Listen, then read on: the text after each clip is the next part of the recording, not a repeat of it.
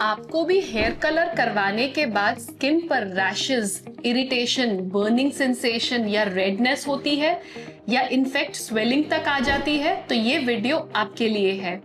Hair colour सिर्फ एक cosmetic choice नहीं है बल्कि एक केमिकल एक्सपोजर है जिससे एलर्जिक कॉन्टैक्ट डर्मेटाइटिस हो सकता है। Hi, I am doctor Sanchika Gupta and आज इस वीडियो में मैं बात करूंगी हेयर कलर से होने वाले एलर्जिक रिएक्शन के बारे में एंड कैसे हम इस एलर्जिक रिएक्शन को अवॉइड कर सकते हैं। आइए जानते हैं कि हेयर डाई और एलर्जिक रिएक्शन के बीच में क्या कनेक्शन है। हेयर डाई में एक कॉमन इंग्रेडिएंट या केमिकल पाया जाता है जिसे हम पीपीडी कहते हैं, यानी कि पैराफिनाइलिन डायमीन। स्टडीज के अकॉर्डिंग ये बहुत स्ट्रॉन्ग एलर्जन है जो आपकी स्किन पर एलर्जिक कॉन्टैक्ट डर्मेटाइटिस कर सकता है। ये केमिकल आपके इम्यून सिस्टम को एक्टिवेट करता है एंड आपके स्किन पर इन्फ्लेमेशन होता है। रिसर्च शो करती है कि पीपीडी आपके प्रो इन्फ्लेमेटरी साइटोकाइंस को बढ़ाते हैं जिसकी वजह से आपके स्किन पर सिम्टम्स आते हैं जैसे कि रेडनेस, इचिंग, स्वेलिंग, रैशेस। अगर हम सिंपल लैंग्वेज में समझे तो आपकी बॉडी इस हेयर डाई को एनिमी समझती है और इसके अगेंस्ट रिएक्शन देती है। अब हम बात करते हैं कि हेयर डाई एलर्जी के क्या सिम्टम्स होते हैं। जब हम हेयर डाई का इस्तेमाल करते हैं एंड आपको उससे एलर्जिक रिएक्शन होता है तो आप सबसे पहले नोटिस करेंगे कि आपके स्कैल्प में इचिंग या बर्निंग सेंसेशन जैसा फील होगा। धीरे धीरे रेडनेस आती है, specially along the hair line, around your ears, your neck. धीरे धीरे आप नोटिस करेंगे कि आपके फेस पे स्वेलिंग आने लगेगी, स्पेशली अराउंड द आईलिड्स। आपके फेस पे ब्लिस्टर्स या इवन उन ब्लिस्टर्स से फ्लूइड भी ऊज आउट करने लग सकता है एंड सिवियर केसेस में एनाफिलैक्टिक रिएक्शन भी हो सकता है जिसमें ब्रीदिंग डिफिकल्टी जैसे सिम्टम्स आने लगते हैं। याद रखिए कि ये एलर्जिक रिएक्शन माइल्ड डर्मेटाइटिस से लेके सिवियर डर्मेटाइटिस तक वेरी कर सकता है एंड ये रिएक्शन सिर्फ आपके स्कैल्प तक लिमिटेड नहीं रहते बल्कि आपके फेस, नेक या बॉडी पे भी रैशेस कॉज कर सकते हैं। सबसे ट्रिकी पार्ट है कि हेयर एलर्जी के सिम्टम्स इमीडिएट आए ऐसा जरूरी नहीं है। कुछ लोगों में ये सिम्टम्स 24 to 48 आवर्स के बाद भी आते हैं।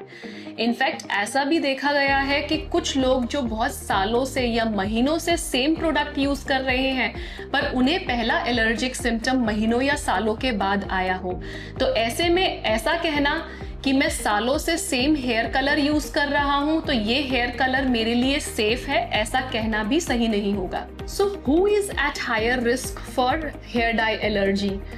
जिसकी स्किन सेंसिटिव है या जिसे सोरियासिस या एक्जिमा की प्रॉब्लम है, या जिन लोगों में हिस्ट्री है कॉस्मेटिक एलर्जीज की, या जो लोग हेयर डाई को बहुत फ्रीक्वेंटली यूज करते हैं, ऐसे लोगों में हेयर डाई एलर्जी का रिस्क ज्यादा होता है। अब हम बात करेंगे कि हम हेयर डाई एलर्जी को कैसे प्रिवेंट कर सकते हैं।